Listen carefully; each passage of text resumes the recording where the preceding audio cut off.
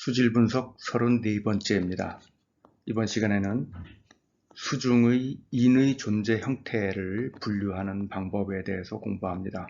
인을 DIP, DOP, POP, TP로 분류하는 방법입니다. 포스포러스는 지금 우리나라 하천과 호수의 수질 분석에서 가장 중요한 항목이 되어 있는데, 수질오염 총량관리제에서도 가장 중요한 항목이고, 여러 가지로 영향력이 큰 항목입니다. 왜 그러냐 하면은 포스포러스가 호수 하천에서 담수에서 제한영양소입니다. 제한영양소라고 하는 것은 영어로 limiting nutrient라고 하는데, limiting nutrient는 뭐냐면 가장 결핍되어 있는 원소, 이런 뜻입니다. 가장 결핍되어 있는 원소. primary라는 말이 붙었는데, 첫 번째로 가장 결핍되어 있는 원소가 인이고, 두 번째로 secondary limiting nutrient가 질소예요. 그래서 이 primary라는 말이 붙습니다. 물 속에는 인의 농도가 낮아요, 상당히. 인이 왜 적으냐 하면은 담수에는 칼슘이 많은데, 인하고 칼슘하고 결합하면은 침전이 만들어져서 잘 용해가 안 됩니다. 그래서 토양 중에는 인이 많이 있지만 이 물 속에는 별로 없어요. 생물이 물 속에서 이용하려고 하면은 인이 늘 부족하다는 거죠. 그러다 보니까 인의 농도하고 식물 플랑크톤의 밀도를 비교해 보면은 아주 높은 양의 상관관계를 보입니다. 그런데 이 식물 플랑크톤의 밀도는 결국은 동물 플랑크톤의 양, 어류의 양, 이런 것도 다 결정하는 거죠. 그 외에 수질의 측면에서 본다면은 BOD라든가 또는 탁도라든가 이런 것들을 좌우하는 그런 요인이기 때문에 담수에서 수질을 결정짓는 가장 중요한 요인이고, 그래서 이 포스포러스 분석이 이 수질 분석에서 아주 중요한 항목입니다.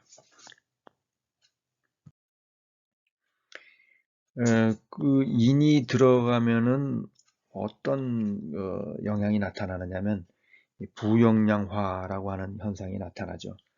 부영양화라는 것은 뭐냐면은 제한영양소의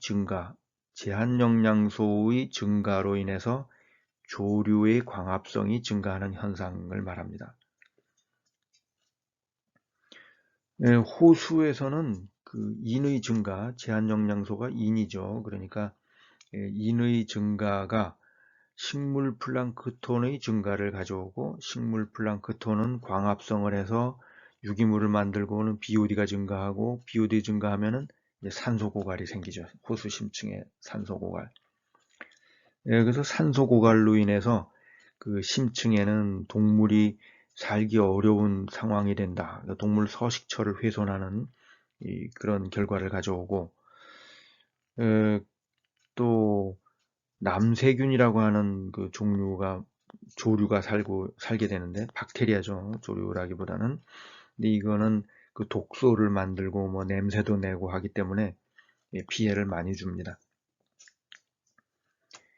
그래서 정수할 때도 돈이 많이 들어가고 관광자원으로서의 가치도 낮아지고 여러 가지 피해를 주게 됩니다. 하천에서는 부영양화가 일어나면은 부착조류가 증가합니다. 페리파이톤이라고 부르는데, 돌 표면에 붙어 있는 조류들을 말하죠. 돌이 있으면은 돌 표면에 유기물 막을 형성을 합니다. 바이오필름이라고 하는데, 이 바이오필름이 형성되는데 여기에 광합성하는 LG들이 붙어 있어요. 이게 이제 너무 많아지면은 그러면은 하천에서 산소의 변동이 커집니다.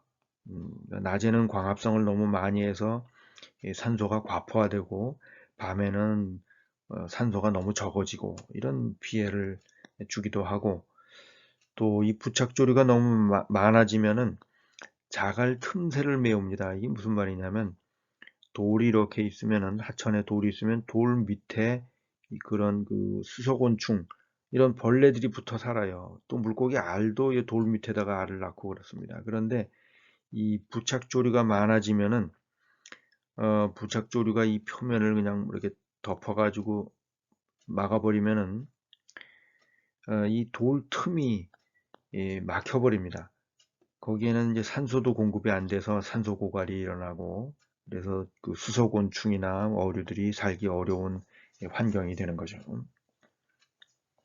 그래서 부영양화라는 것이 지금 우리나라뿐 아니라 뭐 전 세계적으로 담수 생태계를 그 훼손하는 가장 큰 요인입니다. 그래서 인의 분석이 중요하게 된 거죠. 자, 인은 그러면 어떤 형태로 존재하는가?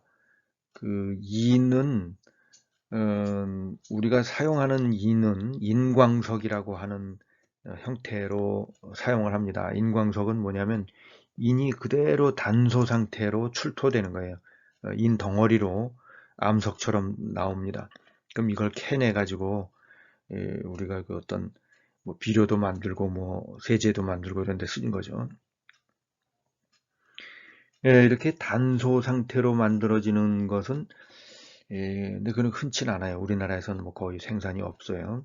다 수입을 해오는데, 다른 그 자연계에 있는 인은 어떤 형태로 존재하느냐면 늘 그 산소하고 결합되어 있는 형태로 존재합니다. 뭐냐면은 인은 너무 불안정해서 그대로 있질 못해요. 그 산소하고 결합해가지고 물속에서 PO4 이온 이런 형태로 존재합니다.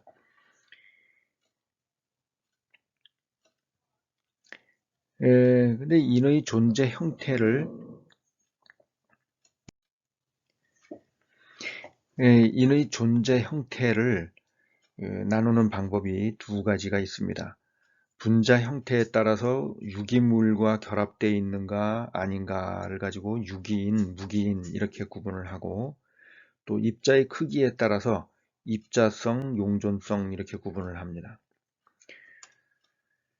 이 무기인, inorganic이라고 하는 것은 인이 산소하고만 결합되어 있는 것을 말하는 거예요.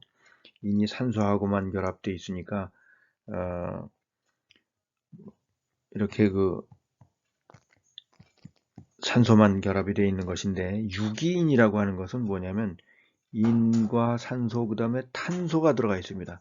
이 탄소 부분은 수소도 막 붙어 있고 그렇죠. 탄소에 이렇게 그 환원된 탄소가 결합되어 있는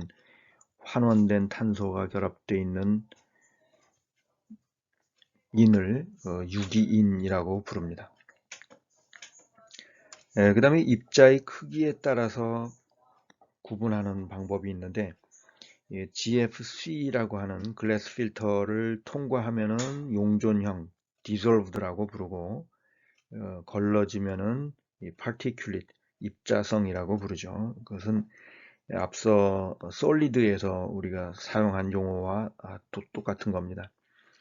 0.45 마이크론 필터를 사용하는 것이 과거에 옛날에 기준이었는데, 이건 이제 멤브레인 필터라고 하는 그 셀룰로스 나이트레이트로 된 필터를 사용할 때 이 기준이었고, 요즘은 이것을 잘 사용하지 않고 이 GFC라고 하는 브랜드의 글래스 필터를 사용합니다.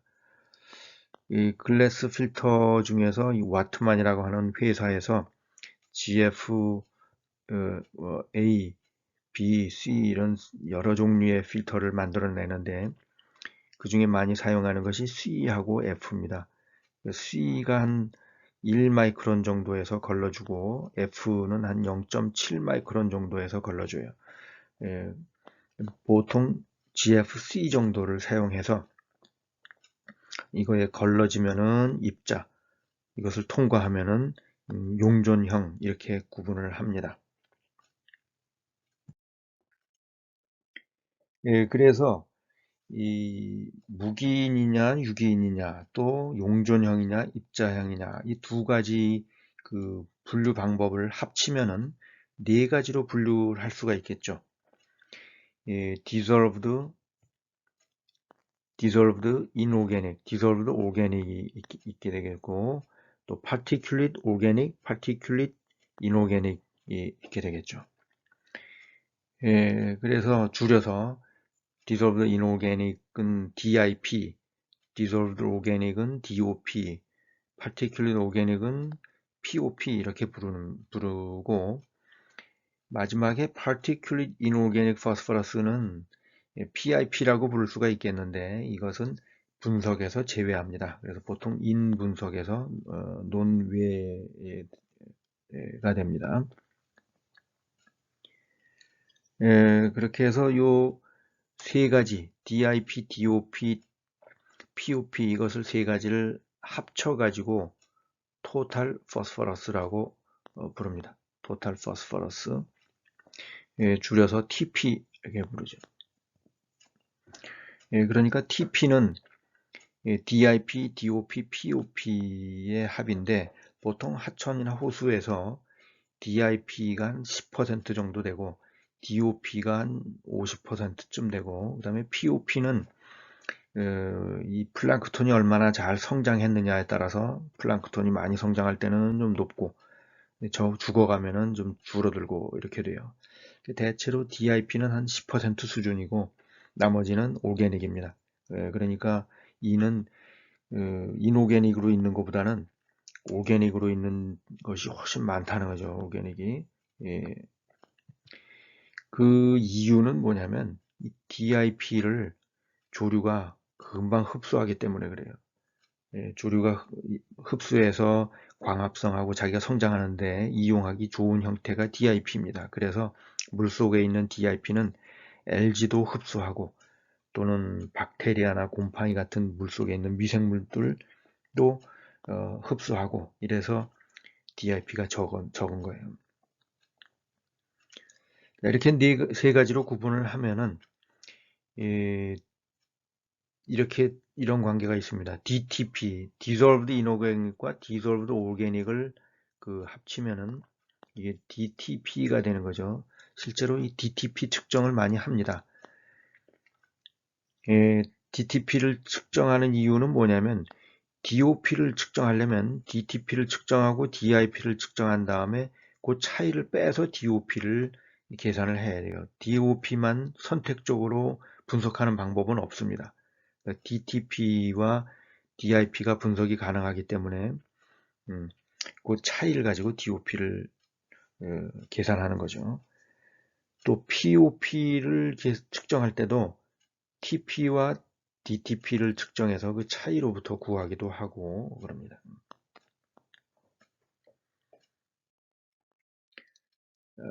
Dissolved Inorganic Phosphorus, DIP는 그럼 어떤 형태냐 하면은 그 E는 자연 상태에서 아주 산화가 잘 되기 때문에 늘 산소와 산소 4개와 결합되어 있습니다. 그 단소 상태의 인이 얼마나 산화가 잘 되느냐 하면은 성냥 머리에 붙어 있는 게 인입니다. 조금만 충격을 가해도 그 열로 불이 붙죠. 그렇게 해서 인이 산화되는 거예요. 그래서 인은 산소 4개와 결합된 늘 이렇게 산화된 형태로 존재하는데 가장 기본적인 것이 인 하나에 산소 4개가 결합된 형태입니다. 결합의 형태를 보면은 그 산소 4개가 평면형은 아니고 이렇게 삼각 뿔의 꼭지점에 있는 그런 형태를 띠고 있죠. 그 산소 4개와 결합되어 있는데 그 중에 3개는 OH기가 됩니다. OH기. 그래서 이 인과 산소가 결합되어 있는 이 형태를 쓰면은 뭐라고 쓰느냐 하면은 H3PO4 이렇게 씁니다. 예. 그리고 이것을 뭐라고 부르느냐면 인산이라고 불러요. 인산. 예, 영어로는 이것을 orthophosphate라고 부릅니다. 정인산, 정인산 이렇게. 그런데 이 orthophosphate는 여기 보면은 OH 그룹이 3개가 있죠. 3개가 있는데 이것은 쉽게 해리가 됩니다. 그래서 이게 산이라고 부르는 거죠. 산의 성질을 띠게 되죠. 예, 하나가 해리 되면은 일가 이온이 되고 2개 해리 되면은 마이너스 2가 이온, 3개 해리 되면 마이너스 3가 이온이 됩니다. 예, 그런데 이것은 이제 pH에 따라서 좀 달라지게 되죠.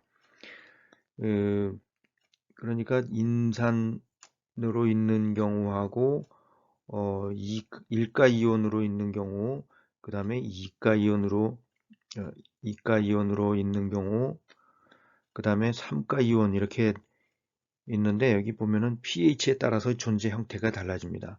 그러니까 산성이 되면은 수소 이온이 붙어가지고 이런 형태가 되고, 알칼리성이 되면은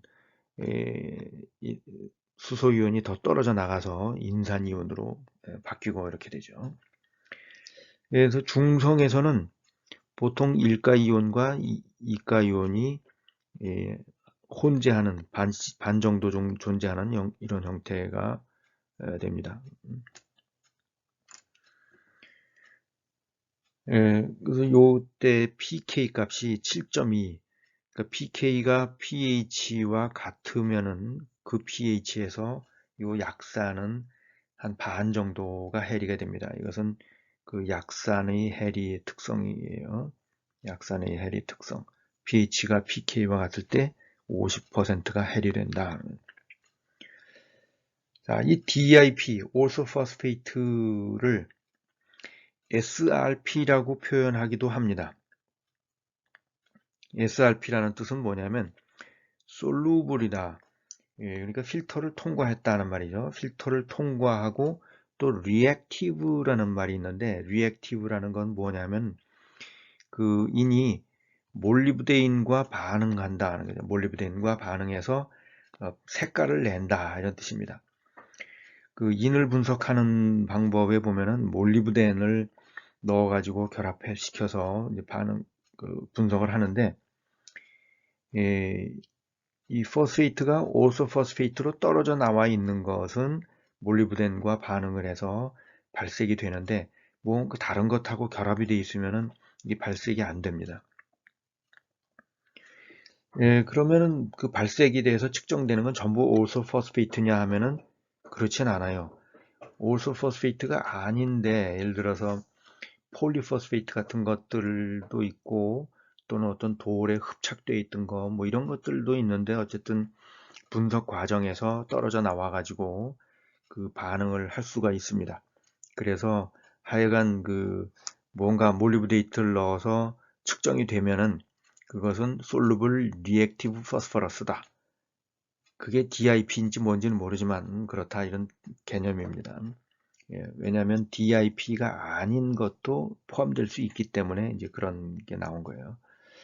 근데 실제로는 뭐 거의 DIP만을 우리가 선택적으로 측정하기가 매우 어렵기 때문에 이 SRP를 DIP라고 보통 부르고 있습니다. 우리가 측정은 SRP를 하고 몰리브데인 가지고 측정을 하고 이것이 DIP라고 간주하는 거예요.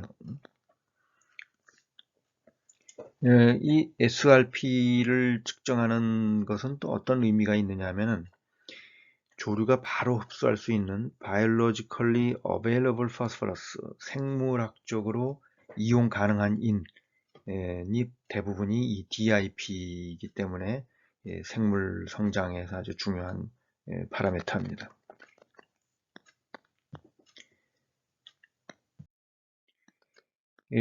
DIP 중에는 오스포스페이트 말고 포스페이트가 2개, 3개 이렇게 여러 개가 붙어 있는 것들이 있습니다.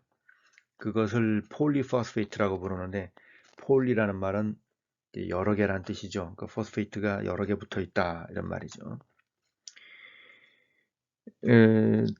그것을 컨덴스드 포스페이트라고도 부릅니다. 컨덴세이션이라는 말은 이제 축합 반응이 일어났다는 거죠. 포스페이트가 2개, 3개. 예, 우리가 잘 알고 있는 것이 뭐냐면은 ATP라는 것은 아데노신 거기에 그 포스페이트가 3개가 붙어 있으면 트리포스페이트에서 ATP가 되죠. 이게 이제 하나가 떨어져 나가면은 ADP가 되죠. 그런데 이 포스페이트가 잘 떨어져 나옵니다. 이 컨덴스드 포스페이트가 고에너지 결합이에요. 잘 떨어져요. 그래서 고온 산성에서 또는 포스페이트를 그 측정하는 과정에서 일부가 분해되고 그런다는 거죠. 그 포스페이트가 2개 붙어 있으면 그것을 파이로포스페이트라고 부릅니다. 그 포스페이트가 2개가 결합이 된 거죠. 그 다음에 3개가 결합된 것은 트리폴리포스페이트라고 불러요. 트리는 3개란 뜻이죠. 그런데 이 트리폴리포스페이트가 환경학적으로는 중요합니다. 왜 그러냐면은 하수 중에 많이 들어있어요. 그 세제의 보조 성분으로 넣기 때문에 생활 하수에 이 트리폴리포스페이트가 많이 있는 겁니다. 자, 트리폴리포스페이트는 분자 구조식을 보면 이렇게 씁니다. 포스페이트가 3개가 결합되어 있고 거기에 어떤 이 양이온이 결합이 되어 있어요. 여기 보면 음이온이 여러 개 있고 양이온이 있습니다. 이제 평면적으로 그 구조식을 쓰면은 이렇게 되지만 이걸 입체 구조로 그려보면은 이런 형태가 됩니다. 입체 구조로 보면은 입체 구조를 보면은 어떤 그 특징이 있느냐면은 그 음이온이 여기도 있고 여기도 있고 여기도 이렇게 음이온이 한 군데에 모여 있습니다. 그 음이온이 모여 있으면서 음이온 3개가 모여 있다 보니까 가운데 뭐 양이온이 들어가면은 강력하게 붙잡히는 거죠. 가운데에 양이온이 들어가면은 강력하게 붙잡힙니다.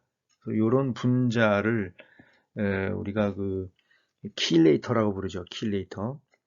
화학에서는 킬레이터라고 부르는데 이거를 세제에 왜 집어넣느냐 하면은 여기 M이라고 하는 게 금속입니다. 양이온 금속인데 물속에 많은 그 칼슘을 제거하기 위해서 이 트리폴리포스페이트를 넣는 거예요. 세제에 들어갈 때는 이 소듐이 일가 양이온이 붙어 있는 형태로 들어갑니다. 그런데 물속에서 2가의 양이온이나 3가의 양이온을 만나면은 예를 들어서 철 같은 거 3가 양이온 이런 걸 만나면은 이게 아주 그 결합의 안정도가 크기 때문에 소듐은 빠져나오고 일가 양이온은 빠져나오고 더 안정도가 높은 이 칼슘이 들어갑니다. 칼슘이 거기서 대신 붙잡히는 거죠. 그렇게 해서 그 칼슘을 제거하는데 칼슘 제거하는 이유는 이게 칼슘이 비누를 방해하는 비누와 결합을 해서 비누를 침전시키고 방해하는 역할을 하기 때문에 그것을 없애기 위해서 이 세제 비누 속에다가 집어넣는 거예요.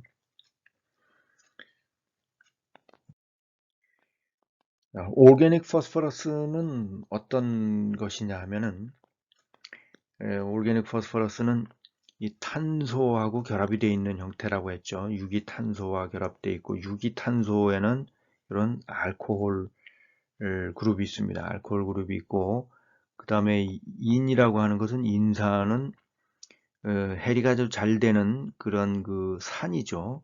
이렇게 산이죠. 그래서 이 알코올과 이 산이 여기서 물이 빠져나오면서 축합 반응이 일어납니다. 그런 축합 반응을 알코올과 그 에시드의 결합, 알코올과 에시드의 결합을 에스터 반드라고 하죠. 에스테르 반드, 에스테르 결합. 이렇게 해서 그 탄소, 산소, 그 다음에 인산 이렇게 결합이 되는 거예요. 유기탄소 부분은 뭐 다양합니다. 뭐 핵산도 있고, 그러니까 DNA, RNA 같은 거 보면은 그 슈가에 5탄당 슈가로 돼 있는 백본에 이 포스페이트가 한 개씩 붙어 있죠. 또 글루코스 6포스퍼러스 뭐 이런 것도는 탄소로 이렇게 육각형 고리가 되고 여기에 이제 포스페이트가 결합이 돼요. 그러니까 탄소에 보면은 OH기가 알코올기가 다 붙어 있는데 여기에 포스페이트가 결합이 되는 거죠.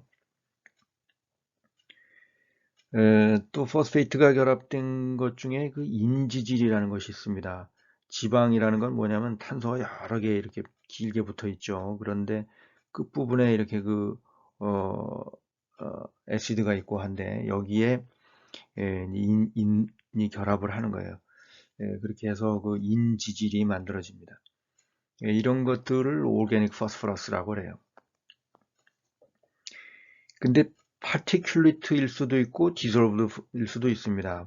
파티큘리트냐 디솔브드냐는 그 필터 페이퍼에 걸리느냐 빠져나가느냐 하는 거죠. 그러니까 대략 한 1마이크론 이상 정도 되면은 이 파티큘리트 포스퍼러스, 그러니까 POP가 됩니다.